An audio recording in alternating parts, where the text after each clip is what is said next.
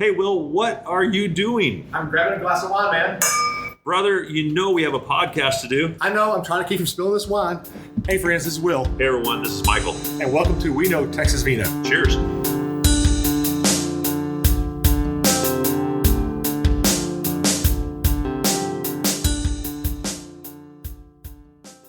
I like your new shirt, buddy.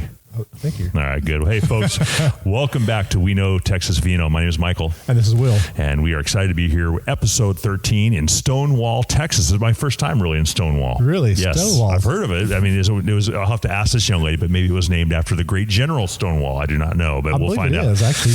Do you think so? Yeah, I think so. I think it is too.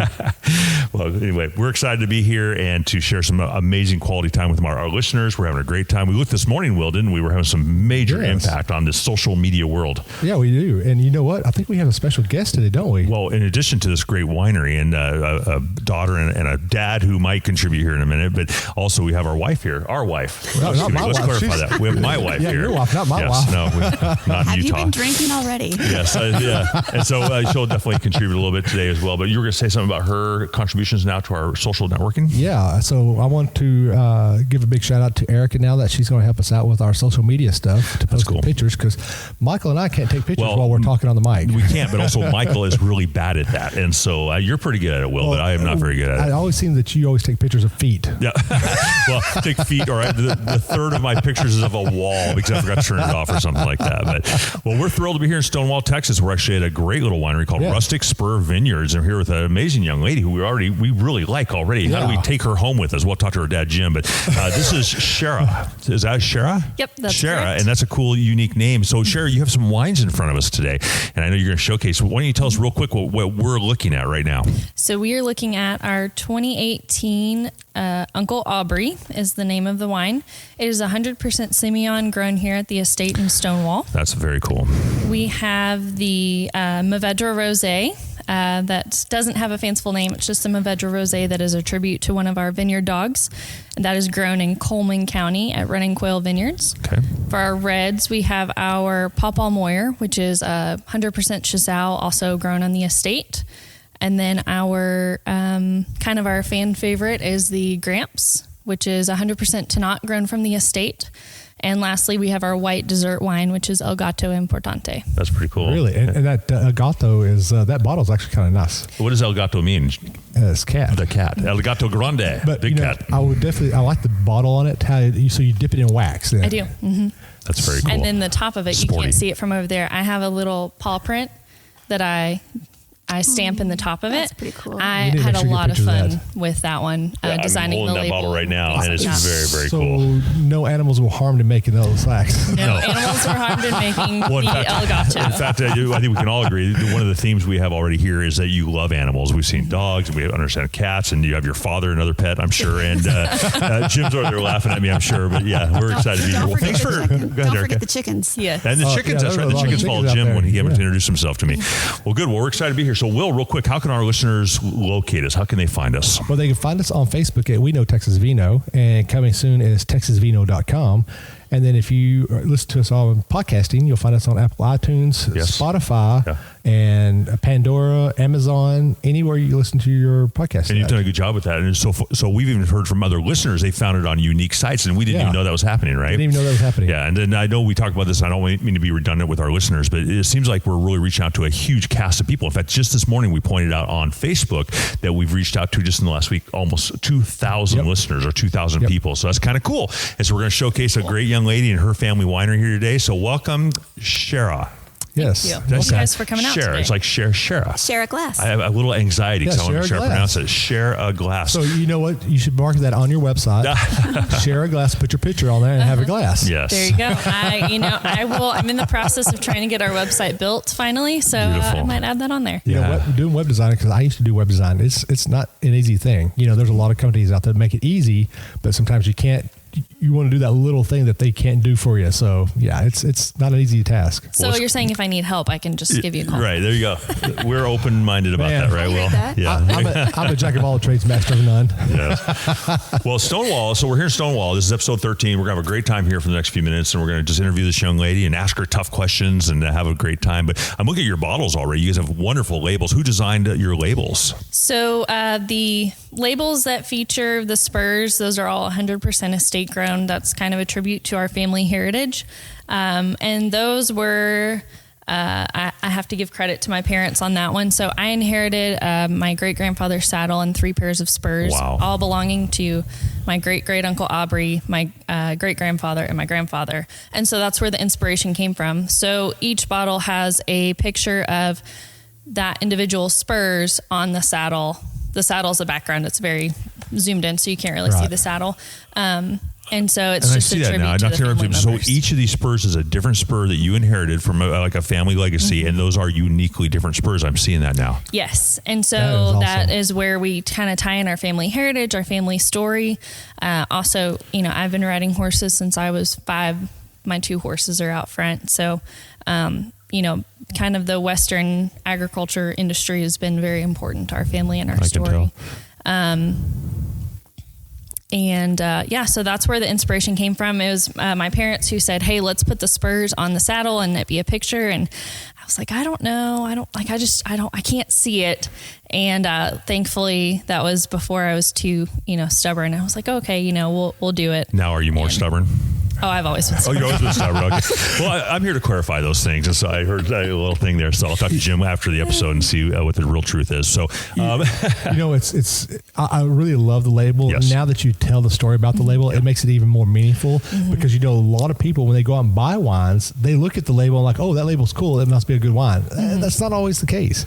Sometimes the best wines are the ugly labels. Well, I'm not saying your label's ugly, but I'm just saying that sometimes the label is not judgmental of the wine, Yes. Right. And I suspect not only are the labels amazing, but the wines are probably going to be awesome too. Oh yeah. Yeah. Okay. That'll be good. Well, awesome. Well, one of the themes also, I'm hearing a lot of themes here. We've been to many, many wineries and we've had ownership. But one thing I'm catching here right now, Will, is definitely family owned and family legacy. And so I'm really digging that. My wife and I, we think that's one of the coolest things you can ever do is leave that legacy for your family, but not only just a legacy, but something you're really proud of. And obviously you're proud of that. So you want to talk about that a little bit and what this means to your family, what you're going to do with it, kind of cast the vision a little bit as well. But tell me about this family dynamic. So this started with, I guess we call it their midlife crisis. My parents were that's awesome. Getting ready to be empty nesters and I guess didn't really know how to enjoy downtime. So they said, "Hey, we're going to farm full time." And that's got to be a miserable decision in most cases. Right? We're going to farm. And the thing is, we have 6 generations of farming and ranching heritage in our family on both sides of the family. Wow. So they 100% knew what they were getting into. And so this was going to be their dream. They were going to be growers, their retirement. And I was an economics major in college at the time. And where were you going to school? Tarleton State in Stephenville. You bet. So awesome. I'm very familiar with that town. My mom, my dad, my stepmom actually had a horse rescue up there. Oh, really? Yeah. Very nice. I was there for about 2 years. Loved it. What years were that? 2011 to 2013. Just look at the crime pages, and we could probably figure that out. We could probably identify what happened with that situation there. So when there's that little spike, we know that she was hanging out over there.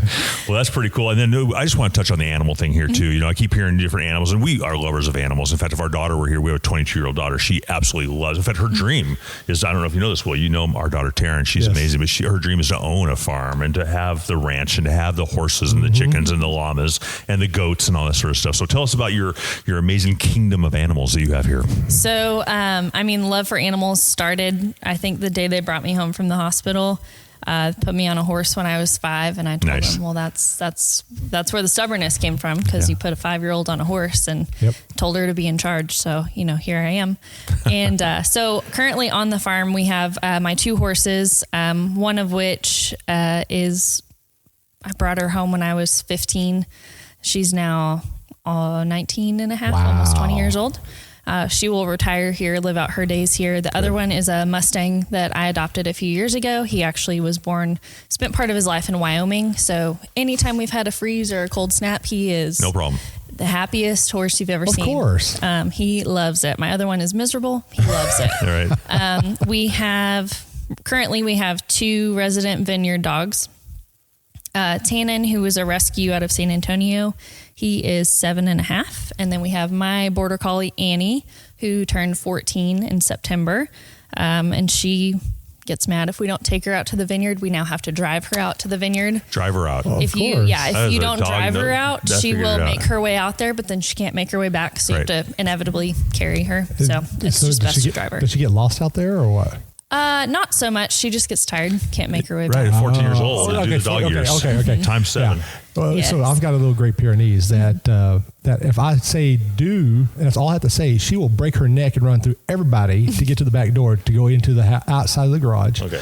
And then she tries to run through the garage, and of course she's slipping and sliding to get outside, and the garage door doesn't even have to be that far open, and she'll squeeze underneath it to get to the truck. Oh, goodness. Well, that dog is about the size of that forklift over there. It's a big dog. Okay, it's pretty funny. You're going to have a hole in the garage door here before long. Yes. Well, I just wanted to touch on one other thing here. We've met Jim, and Jim's an amazing gentleman. Just so inviting and cordial and a little. He's sitting over there, kind of giving me a smirk real quick. He refuses to be on air, but that's all right. He's evaluating, but also maybe we get some wine into him. Maybe get a little wine into him. I don't know. But also I have a name here, Renee. Tell us about Renee. Who's Renee? So Renee is my mom, and she was kind of the driving force behind all of this.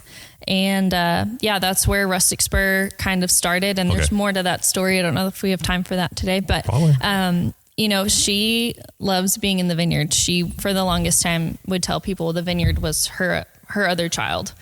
She loves being out there. That's where she enjoys spending most of her time. And that's just where she kind of finds her peace. So she enjoys that side of things. Is that where she is right now? She is actually at our tasting room right now. She is? Okay, very good. All right. Not in her favorite place. She was out with Annie in the vineyards. Yes, having fun. And I had a great moment to talk with her when I was trying to contact you and stuff like that. And from the little bit I talked to her, she was an amazing woman. Yes. The sweetest, most hardworking person I've ever met in my life. And I feel like we're constantly trying to take things off of her plate. And then here she comes offering to help somebody else. And I'm like, you've got to stop helping people. Well, you sound like you're pretty blessed to have great parents and a great family who supports you, but I know you support them as well. And you're now kind of like the future. Would you classify yourself as that, kind of like the future of what we have going on here? For sure. I mean, that was kind of the plan. My dad, his first business, he left to my older sister, Leah. And so they always said, if you want it, we left a business to your sister, we will leave this to you. But what they didn't tell me is they left her a business, but I've been working for this business for 10 years. So I feel like I've got a little more sweat equity into this. There you go. Yeah. Blisters and calluses. Yes. Lots of sweat equity for the last 10 years. Right. But it's something that, I have fun with the labels because we're a small business. Right. And I tell people, look, if the label doesn't make me happy when I'm talking about it, what's the point? Right. Because we're the ones doing all the work, putting out all the money to pay for all of it. I'm like, if it doesn't make us happy talking about it, what was the point of it? Right.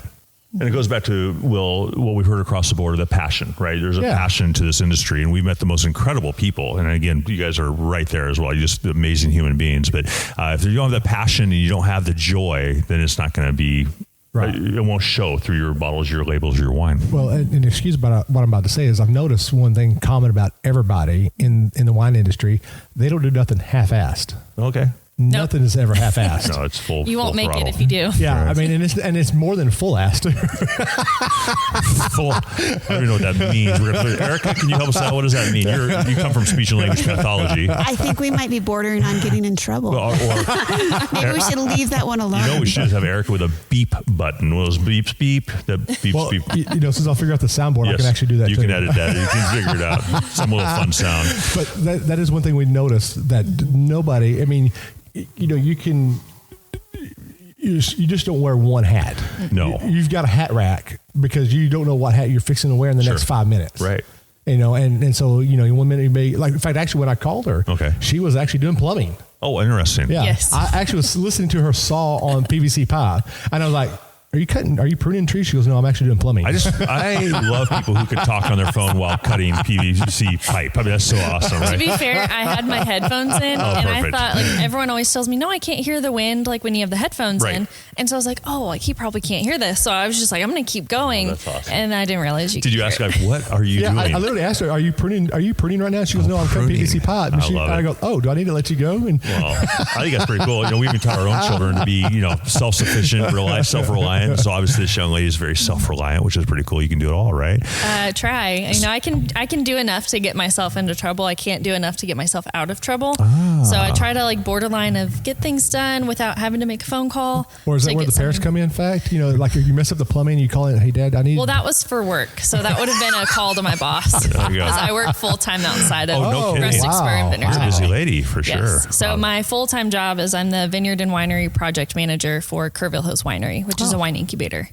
Kerrville, we know that pretty well. We actually just got told about them. That's right. That's pretty cool. Well, you're a busy lady, obviously. So when you wake up in the morning, is there ever really just a blueprint for the day, or is it just like, okay, what's coming at me now? It's more of, here's the things I'd kind of like to achieve, but usually you just crumple it up and go. Do you do the John Maxwell thing where you prioritize the important things, like this must be done, or is it kind of like, okay, what do I tackle first? I try. The problem is when I put my list together, you know, especially the weekends, if I have a chance to do stuff around here, get my personal things done, I'll have a list of about 20 things to do in a day. And, you know, I'll call my sister and we're pretty close and we talk and she's like, that's unrealistic. That's unrealistic. You need to bring that down a little bit. I'm like, no, it's fine. And I'll get, you know, they're usually pretty big projects. She's like, there's 24 hours in a day. I have 37 things to do. Let's do the math real quick. It's fine. And she's like, no, you need to lower that expectation just a little bit. And that's before your father calls you with 6 more things that might be on the docket for the day, right? Yeah. He's over here nodding and shaking. Yeah, he knows. Yeah, because about 30 minutes before y'all got here, he was like, oh, hey, I need your help with this later. Yeah. Well, we've asked a few wine owners and winemakers, you know, what are some of the obstacles? And almost all of them are like, turn that question around. What's not an obstacle? What is easy about this? Is there anything easy about winemaking and ownership and small business difficulties? I mean, I have more experience with the farming aspect of it, the tasting room, wine club. I'm making my way into the winemaking side of things. So I can speak more to the farming and kind of organizational side of running the business. And you just have to not look at things as obstacles because then you'll never get them done. It's a mindset thing. Yeah. You just have to keep moving forward. And if you don't know the answer, then you've got to have people in your toolbox that you can call. Yeah. So Erica, you talk about that a lot, even with our own family, just always having good people in your corner, right? Absolutely. It's your circle of trust and who can help you. Yeah, for sure. That's awesome. Yeah, that's pretty awesome because, you know, you need people in your life that can do more than one thing. Yes. You know, I know that, you know, for myself, you know, I do IT stuff. I do this, you know, I do woodworking, you know, I do a whole bunch of different stuff. Plus you're serving out your sentence, that one sentence you were thrown in jail for. So don't forget that. A lot of community service. You know, sorry about that. That's the second time I've highlighted something criminal. That's not very cool of me. You know, that's just fun. I don't know why I'm doing that. Compliment each other quite a bit. Sometimes compliments come in different arrays. I don't know if Jim appreciates our sense of humor over there or not, but we've a lot of banter here. Oh no, that's like right in the bandwidth of our family humor. Yeah, just give us thumbs up. Well, let's ask a more challenging question. It's not even challenging. It's more for me. I was a little confused as I do research. I love to research. My wife and I both are researchers, but you know, looking into this, we don't want to get here empty-handed. So one of the things I wanted a little clarification on is we have this thing called, is it Vintner's Hideaway? That is correct. And so Vintner's Hideaway, is that in Fredericksburg? And what is the dynamic there? What are we talking about? Because I was a little confused on the relationship. Yeah. So, you know, we planted Rustic Spur Vineyards in 2013, had our first vintage of wines, our first harvest in 2016. So then close to 2018, we had our first wines in the bottle. But we only had 2 wines in bottle that first year, and that's not enough to open a tasting room. And we very quickly were like, okay, well, how do we navigate this? What do we, like, we can't just have wine sitting in a building, paying for storage. And, you know, how do we get it to the consumer without spending hundreds of thousands of dollars on a tasting room for 2 different bottles of wine? Can you imagine, not to cut you out, can you imagine just having 2 wine? Would you like the red wine or the white wine today? Can we have a flight? No, you can have the red or the You can white. have a very small You flight. can have a flight. This is a We should just mess with them. and this is a Five Todd. different glasses of the same wine. It's like, here are 5. We'd love to get your blind taste recommendations and see what happens there. Can you taste the difference between these? Number 3. Number 3. Yes. How do I get a bottle of number 3? Well, number 3 is same as number 1. Yeah, well, you don't tell them that. You just mess with them. But that would be a challenge, wouldn't it? Yes. And so then we kind of started asking around and realized that several other small Texas winemakers, and I say small as in their business model was not enough to support a tasting room, not enough to support distribution, or, they had 3 or 4 wines and they just didn't have the time to open the tasting room. They just really enjoy making wine. And so they wanted to follow that passion, but didn't have the time to open a tasting room. And so we decided to be that avenue for other Texas wineries and Texas winemakers. So we created Vintner's Hideaway. We own both businesses, but obviously, the 2 different business names are, if it was a Rustic Spur Vineyards tasting room and we had other people's wine, well, then that's not really fair to the other people that we're representing. So Vintner's Hideaway is just a place for boutique Texas winemakers. We do have a pretty select process to get wines in there. So the first 3 questions we ask, is it grown in Texas? Was it made in Texas? Was it made by a Texas winemaker? And all 3 have to pass. Yes. Good all for you. All 3 have to pass. And then if all 3 of those questions are answered with a yes, it goes into a blind tasting. And so that is something unique that is only offered to our wine club members. So about once a quarter, we have a blind tasting. It's first come, first serve. We only have 25 spots available, and we'll have anywhere from 5 to 7 wines that they taste through. We don't tell them the variety. Wow. We don't tell them who made it.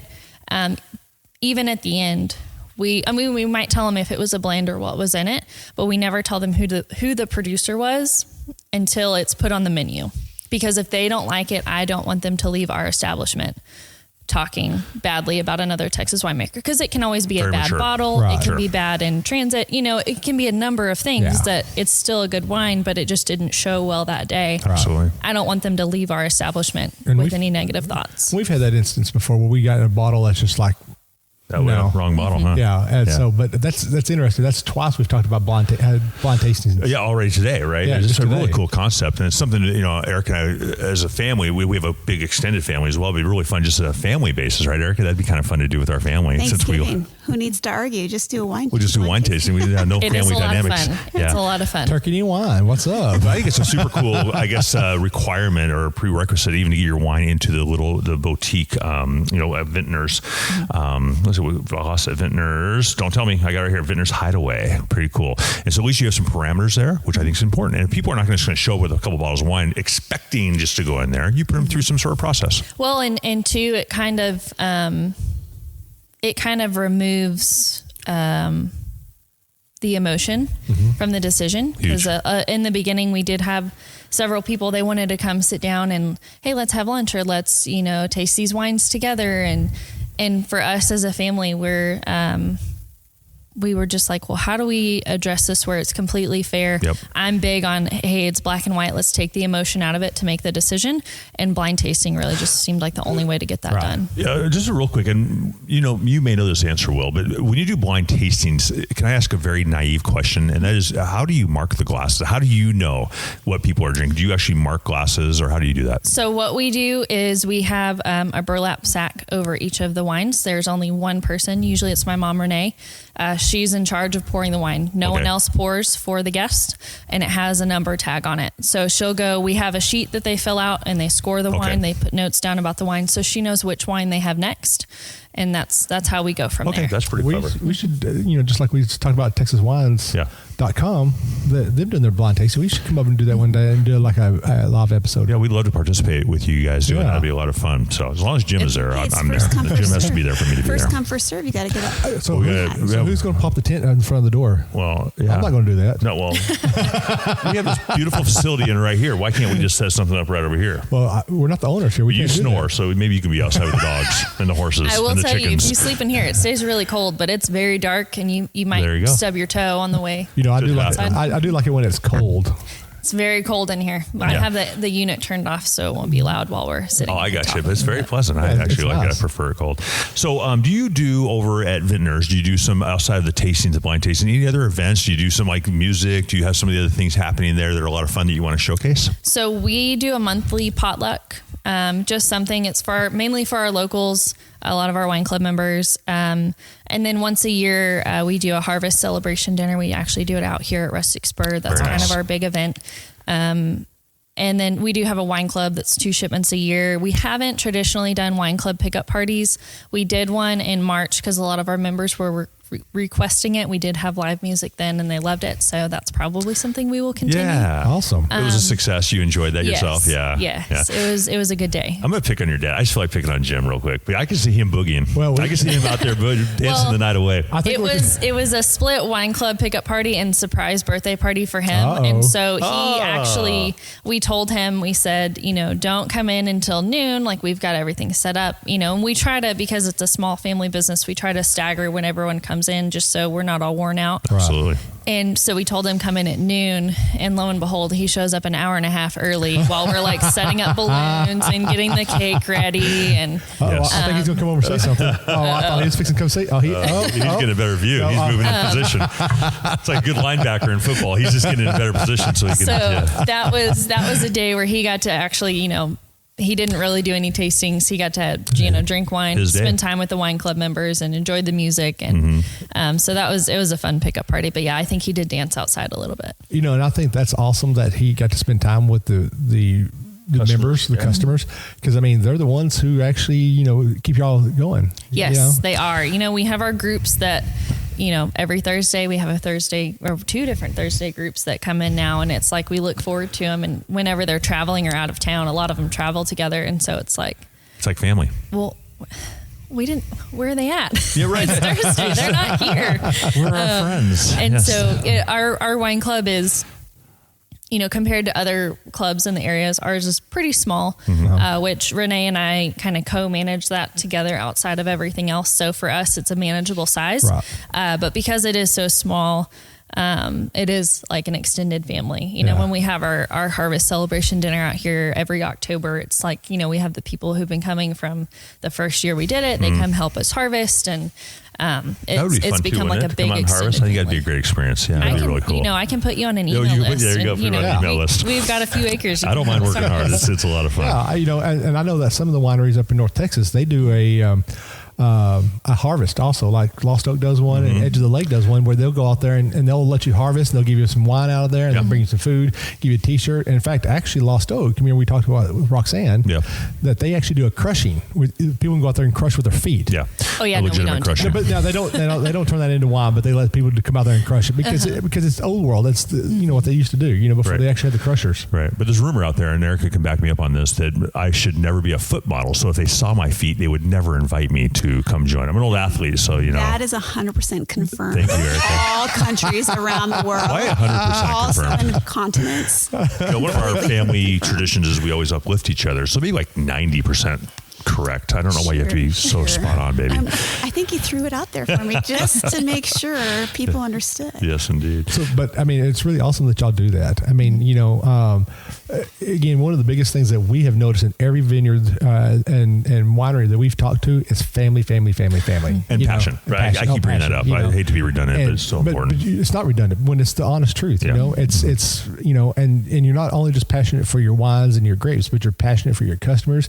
You get to know some of your customers, the ones that come in all the time, and even the ones that don't come in all the time, you get to know them. I know Michael and I used to work together at a winery, and sometimes him and I will sit and just talk to some of the people that come in. And in fact, actually, I'm working the one in Denison now, the winery at, and I've made some really great friends there. In fact, I actually had one, I didn't tell you this, that brought me a $30 cigar in.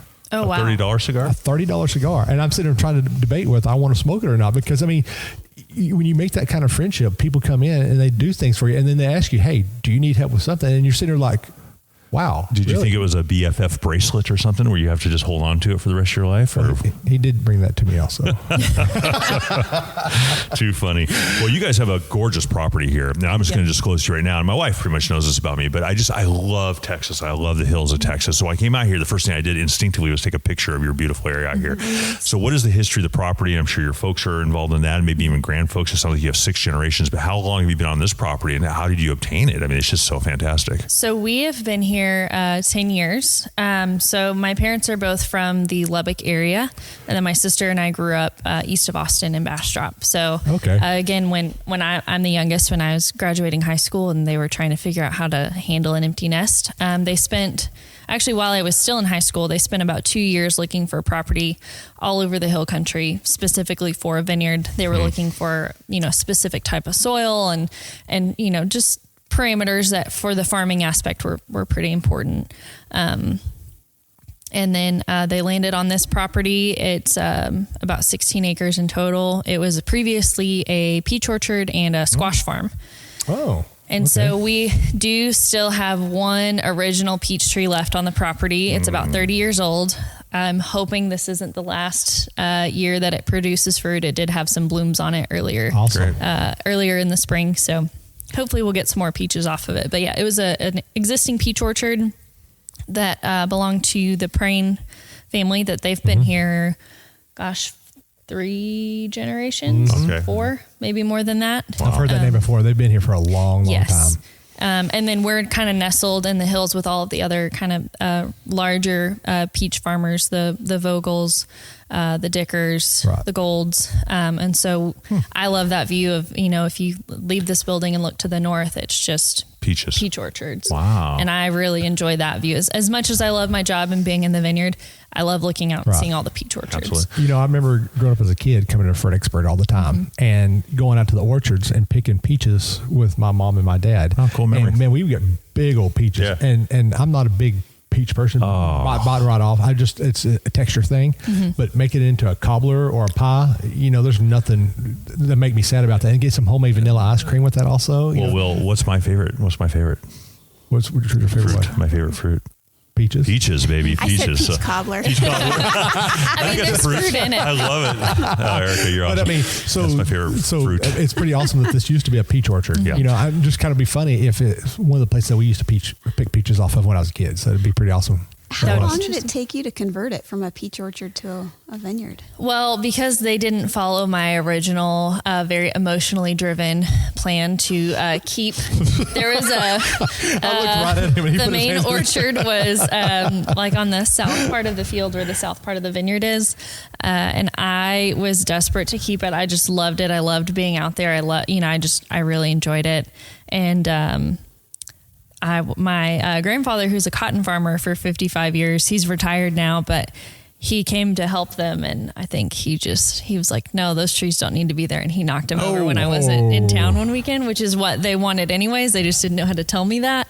That's how you tell you. So, show up and they're gone. I was upset for about a few weeks, maybe a few months, but now I'm like, well, yeah, that was the better long-term plan because most of the peach trees that were left kind of scattered on the property didn't make it another year or two. So for the vineyard, that was the best long-term plan. I just, you were emotionally tied to them. Yeah, I get it. I totally get that. Probably in the same. So you said you got that one peach tree left. Have you tried thinking about maybe cutting off some cuttings off of it and see if you can grow it elsewhere? I haven't, but that would be a really good idea. She has to discreetly do that though, because her family is boycotting it. Do you need another thing on your to-do list? Probably not. But I mean, you can at least save the tree and maybe use the peaches in one of your wines, something like that. I mean, it's thought. And that's one thing we haven't done. Stay out of our family business, Will. What are you doing?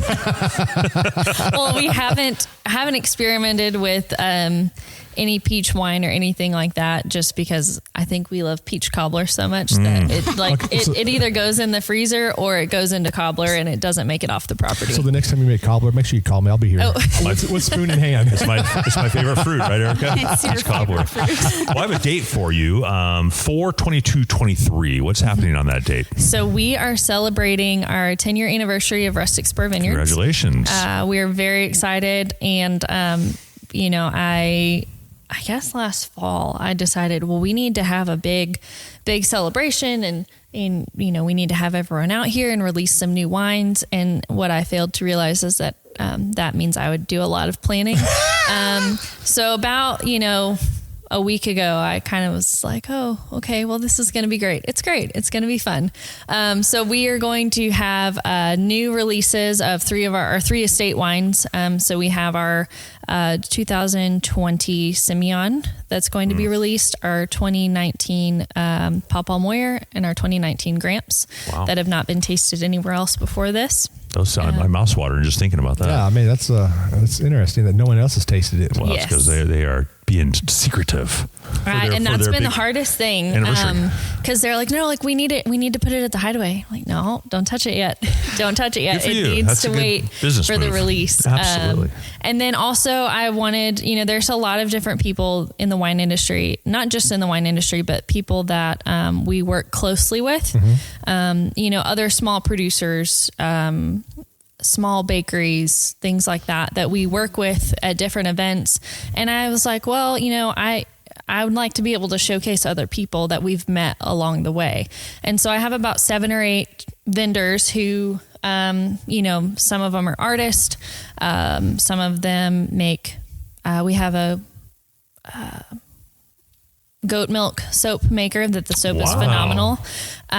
We have a bakery that, you know, fantastic bakery that's going to come out, and just several other people that we really wanted to showcase. And then we'll have live music and food and things like that. Well, it sounds like, when I saw that on your website, I'm like, that would really be fun to attend. Unfortunately, we have your mom coming to town that week, but you're going to have a great time, and I hope it's just an absolute bash. And congratulations on that. 10 years. I mean, that's significant. Yeah, I was actually just looking at the calendar. That's right. We're supposed to be going to... that's right. Yeah, we're up the other one, aren't we? Yeah, we're supposed to be doing a couple no free advertising, Will.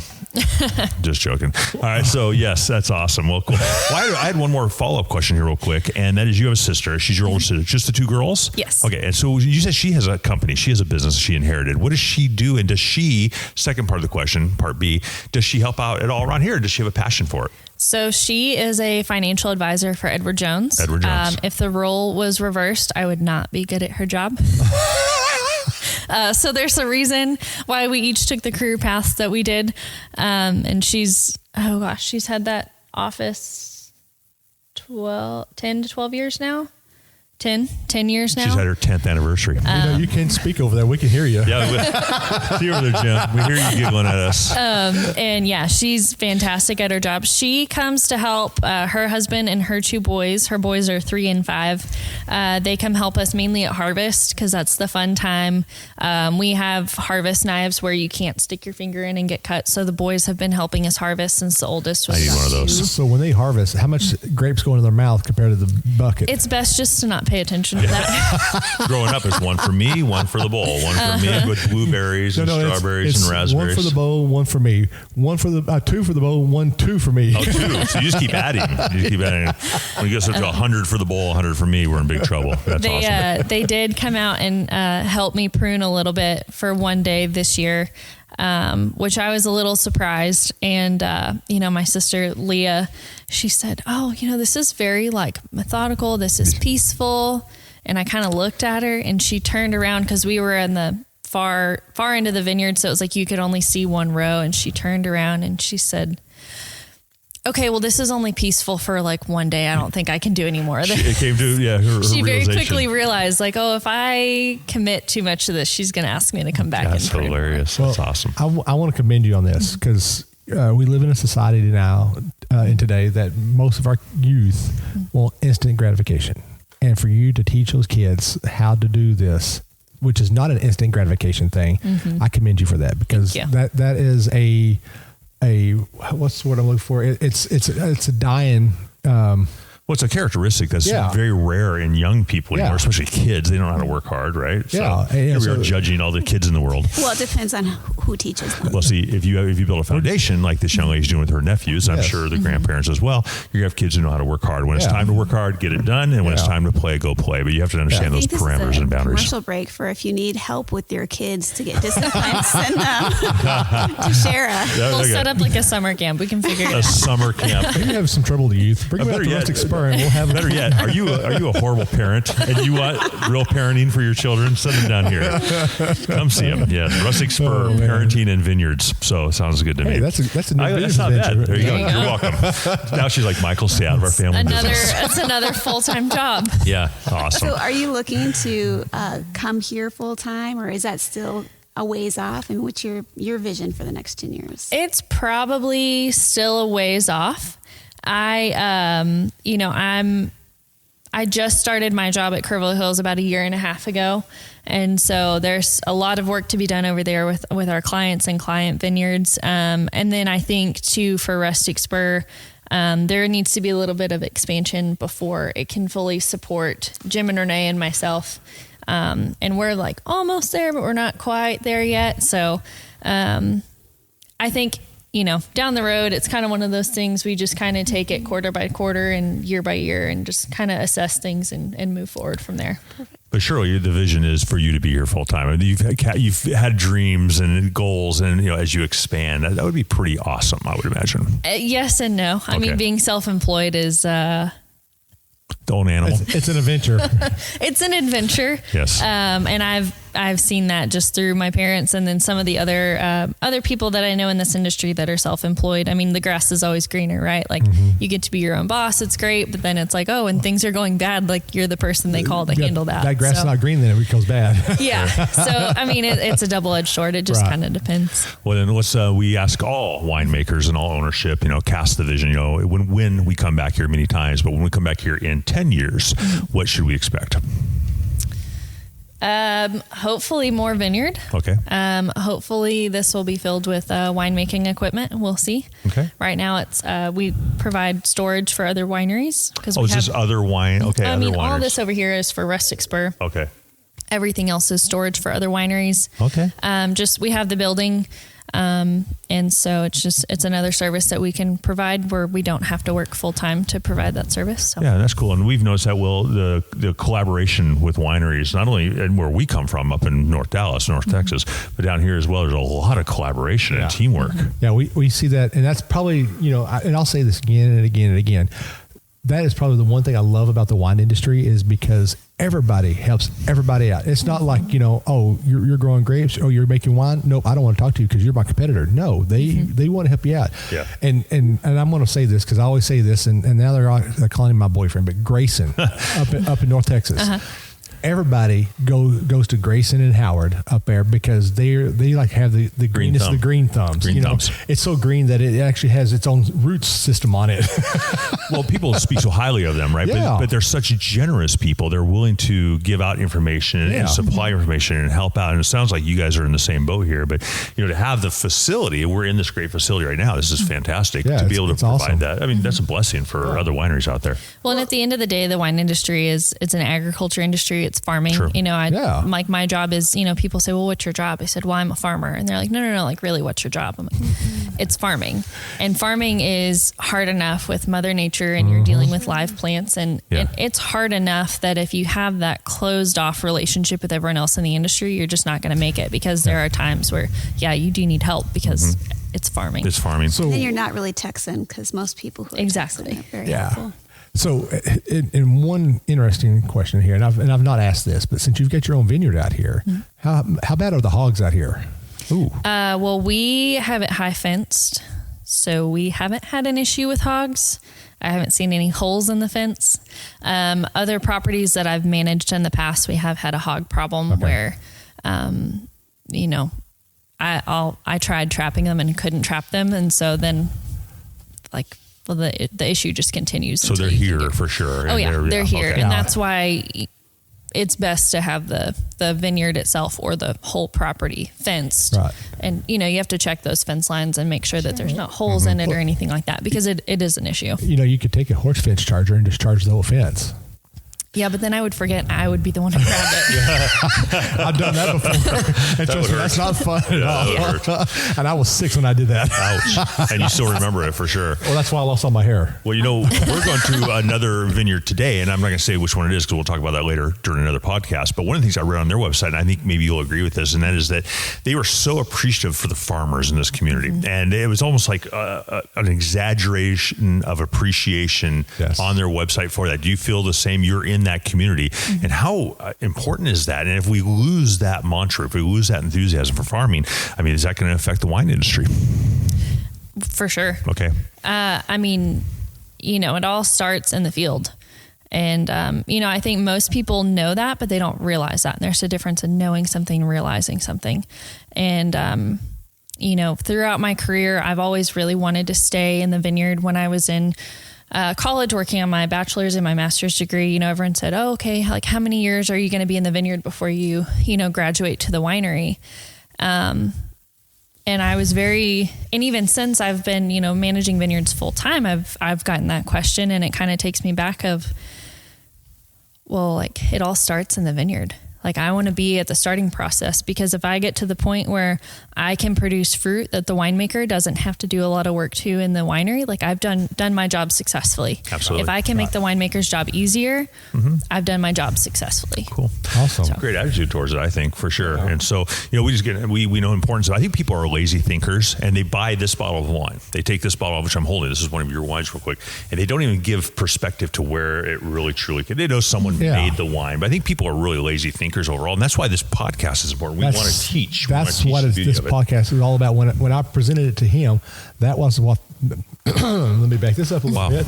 That is what I wanted this podcast to be about. Mm-hmm. It wasn't about me and him drinking wine. It's not about nothing like that. It's about you, the winemaker, the person's out there on your hands and knees, blood, sweat, and tears, growing these grapes, making these grapes for people, and then making the wines for the people, and letting them understand that, this doesn't, I'm going to say this is going to be kind of, it doesn't grow on trees, but it kind of grows on something. Grows on vines.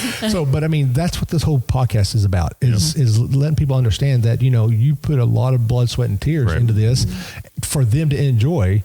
And I want them to grab that bottle and that glass and sit and look at it and appreciate it. There's a lot of love that was been put into this. Absolutely. That's why I love small business models actually the most, I think, the boutiques and that sort of thing, because there's some real sweat equity. You used that term earlier.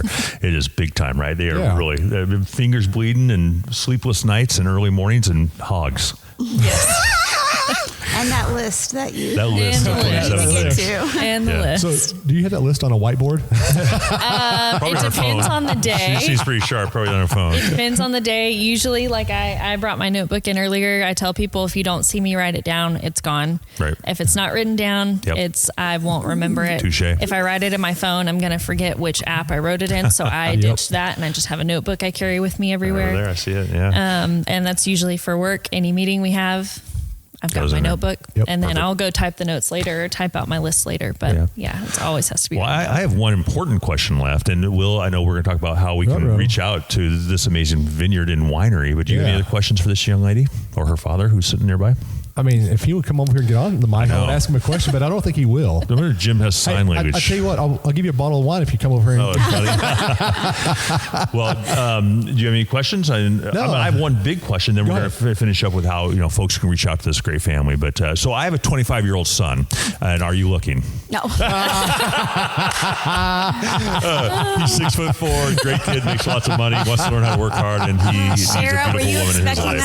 Actually, I get that question quite a bit in the tasting room, and I'll say he's about 6 months too late. Yeah, 6 months too late. Sorry about Tristan that. Michael, I know that you are looking, and there's a lot of beautiful women in this world. But he's going to kill you. He's going to kill me if he listens to this podcast. Yeah, I'm embarrassed. He's blushing right now. Tell him to wait and let us get some more episodes in. Okay. So well, good. Well, how can we reach you? How can our listeners reach out to you folks? So most commonly, we're active on Instagram and Facebook. just Rustic Spur Vineyards for both. If you're in Fredericksburg, come find us at Vintners Hideaway. We're on Llano Street, so we're a block off of Main Street. We're right there downtown in the hustle and bustle, but we very quietly tell people we have our own parking lot. Ooh, that's big. So we have our own parking lot, and you can, come see us, and you don't have to walk 5 years. Yeah. And then do you schedule tours out here as well, or how does that work? So we also have a bed and breakfast. Oh, nice. So it's called Vineyard View at Rustic Spur Vineyards. It's on Airbnb. And we do offer private tours and tastings for the bed and breakfast guests. Yeah, I think if we had more time, we'd go take a stroll through the vineyard. And it's so beautiful. That's kind of funny because I think that was the Airbnb that Amy from Wine Lovers app suggested, and I was going to book that, but it was already booked for this weekend. Yes. Oh, okay. Yeah. This is the time of year it's pretty booked up. Cool. Well, anything else that you would like to share with our listeners? And we're so grateful for you and your time. And I know your dad's here patiently waiting as well. But seriously, we are He's grateful. working on his list like, okay, you got to hurry up here. We got some things to do. So any last thoughts? No, just thank you guys. And, thank you to the listeners for supporting Texas wine. Because at the end of it, you're supporting Texas families and future generations. And we appreciate that. Yeah. Good. Well, we appreciate it. Well, that was a great job. Well, good questions there, buddy. So what we're going to do, we're going to take a break here in just a second, and then we're going to do a little education point here in a little bit, and then we'll be back with our listeners. That sounds perfect. We'll see you guys in a minute. Yep. Cheers. Howdy, Texas. This is Erica, Michael's wife, and a fellow wine enthusiast. I hope you are enjoying the We Know Texas Vino podcast as much as I am. Will and Michael are doing a fabulous job highlighting our local wineries and tapping into the knowledge of local growers. Fill up your glass as we dive into our educational segment for this episode. Salute. Welcome back, folks. We're here with Sherah. Yes. We're going to talk about our education point today about planting grapevines and what kind of work it goes through to get just a one vine. Right. And we were talking about it during the break, and our educational portion is always really not only to educate us, which we're going to find out here in a minute, we're going to learn a lot, but also we feel that this is super educational because we're trying to hit every topic, right, throughout the year, the next 2 years of what's going on. So this is going to be a fun one. Yeah, this is. So can you tell us, we're going to talk about one vine. You don't have to talk about a whole vineyard. You can just talk about one vine. What it takes to plant one vine in the ground to get it going. I mean, one vine is kind of easy compared to what I have to do at work. But, you want to make sure that you take all the competition away because it is, you have to get the roots established and things like that. I can talk more about planting acreage. Well, scaling it down is a little more difficult. Ultimately, you can talk about the acreage, but still the acreage, you still got one vine you got to put in. And you also have the competition. There's a lot of competition in the soil. So how do you get rid of the competition? Let's say, for example, grass. How do you get rid of that where it doesn't come back up? So there's several different ways to do that. We kind of cater to each growing site and the type of soil and things like that. But, what we've traditionally done is we will kind of disc the ground. So that's, running an implement behind a tractor and bringing some of the soil that's under the ground up to the top. So that's going to displace the grass and any weeds and kind of put them underground. They turn to compost. Right. And then after you dig your hole for your grapevine, plant it, cover it back up, make sure it gets plenty of water. After that, you can manually pull the weeds. When they're young, you see I see because I'm on a lot of viticulture pages on Instagram, but we have specific implements that can be run through vineyards that have kind of an arm that has a sensor on it that moves so it doesn't hit the vine. It's not best to use those in young vineyards because they're not established yet. So whenever they're young, it's easier to, by hand manually move those weeds, use an implement that takes the soil and kind of mounds it up over the vine to kind of kill the weeds underneath. Or, you can always spray organic or synthetic chemicals, which is not always, that's a mixed bag of emotions there, depending on who you are and where you come from. But at the end of the day, it is a tool in the tool bag if you need it. Absolutely. Well, that's interesting. And so how much water does a typical grapevine need? So I don't really have a specific amount that I water every year. I look at the season and the vine stressors, and kind of every year looks a little bit different. Can you overwater? Yes. Absolutely. Absolutely. Okay. You can overwater. Yeah, for sure. You can underwater too. Oh, I will for sure underwater. I've seen dead plants. I know all about that. I have the opposite of a green thumb. So, but usually on an average, what is a typical, if in a perfect world, what is an average amount of water that a grapevine will take or need? In a season? In a perfect world. And we know there's no such thing, but Going to do some quick math here. Yeah, the math going in the head here. That's Jim, by the way, who has neglected to say anything until just now. Actually, this must be a passionate. I turned the gain up just a little bit so I pick him up. So I think we got it this time. Beautiful. Yeah, he is sitting in a very nice, comfortable chair over here. Yeah. So 5 months season. How much rain? There's Did y'all have to pick early last year because of the heat? We picked a little bit early last year, yeah. Just because, we had bud break a little bit earlier, and so that kind of set things off quicker. Right. But then also, we had the drought and the heat, and that matured things faster than what we're. Yeah, I know there's another winery up the road right here that that I'm actually a member of, and I do like their wines. And we did a tour out there, and they had made mention that they had to actually pick their grapes like almost 2 months early. Oh, wow. Yeah, we didn't pick them that early. Ours was probably 10 days to 2 weeks early. Wow. Which for me, I'm like, okay, I can get on board with that, but any earlier than that would make me a little nervous. Right. But you do what you have to do. It's right. farming. Absolutely. Yeah. Farming. The grapes are ready when they're ready. So. Yep. All right. So what was your number over there? I would say probably somewhere near 100 gallons per season per vine. 100 gallons of water per vine. Per season, 5 months. Right. That's predicated on having intermittent rain showers. That because it seems like Mother Nature is better at watering things. It's a little bit more scattered. But humans. But if you say a perfect season when you have a few storms in April and May and June and July, that can kind of and you're just supplementing that water. Yeah. I think it's probably somewhere around at least 100 gallons. Okay. Wow.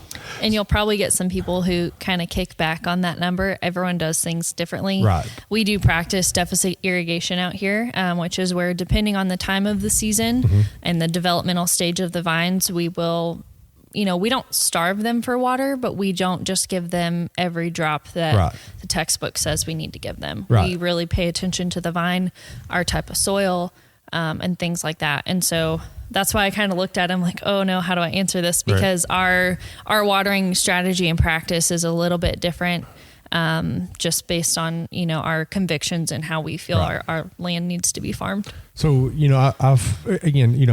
I've been reading about, planting vines and all that. And I've read that, and correct me if I'm wrong on this, please, by all means, because again, it's all a learning process. From what I understand, if you choke them with water or suppress the water from them, they actually get more plumper and they get more flavor built into them. But if you choke them too much, they lose that.